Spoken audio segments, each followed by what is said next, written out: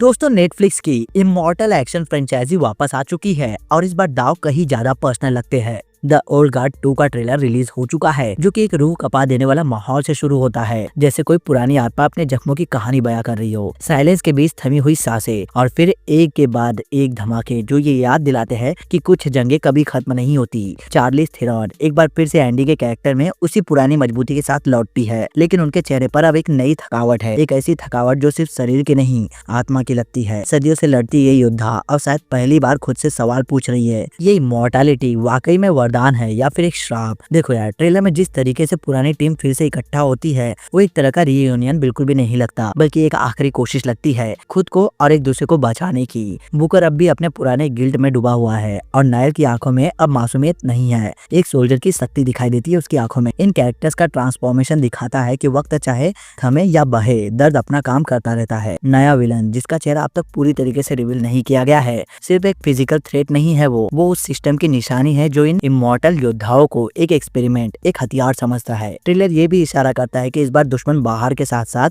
अंदर से भी हमला कर रहा है। टीम के बीच का भरोसा डगमगाता हुआ नजर आया है। इस बार रिश्ते टूटने की कगार पर पहुंच चुके हैं। वहीं पर अगर बात करें इसके एक्शन की, तो भाई ये बिल्कुल टॉप नॉच है। गन फो, क्लोज कॉम्बैट और स्लोमो कैमरा वर्क ऐसे डिजाइन किया गया है कि हर फाइट सीक्वेंस एक छोटी सी कहानी लगे। जॉन विक की तरह ही हर वार में स्टाइल नजर आता है, लेकिन यहाँ पर उसका मकसद ग्लैमर नहीं है बल्कि इमोशन है। सिनेमेटोग्राफी ट्रेलर की जान है। डार्क ब्लू और रेड टोन के बीच में बैलेंस बनाकर ये फिल्म एक ग्राफिक नॉवेल जैसी लगती है। बैकग्राउंड स्कोर हर बीट के साथ इमोशनल वेट लाता है, खासकर जब कोई कैरेक्टर चुपचाप अतीत में डूबा हुआ दिखाई देता है। द ओल्ड गार्ड 2 अपने पहले पार्ट की तरह ये सिर्फ इमॉर्टैलिटी की थ्रिल पर नहीं टिकी हुई है, बल्कि उसे साइकोलॉजिकल पहलुओं को भी एक्सप्लोर करवाती है। जब आप सदी दर सदी लड़ते हो ना, तो अंदर क्या मरता है और कब, ये सारी चीजें आपको इस फिल्म को देखने के बाद ही समझ में आएगी। कुल मिलाकर ये ट्रेलर न सिर्फ एक धमाकेदार एक्शन फिल्म का वादा करता है, बल्कि एक ऐसे सफर का भी वादा करता है जहाँ पर दुश्मन से ज्यादा डर हमें खुद से होता है। ये कहानी अब सिर्फ सर्वाइवल की नहीं है, बल्कि मोक्ष, माफिया और नए जन्म की है। अगर फिल्म ने टोन और गहराई को बनाए रखा ना, तो ये नेटफ्लिक्स के सबसे मैच्योर और मेमोरेबल सीक्वल्स में से एक बन सकती है। तो हाँ भाई, इस मूवी के लिए मैं बहुत ही ज्यादा एक्साइटेड हूँ। अब आप हो या नहीं, कमेंट करके जरूर बता।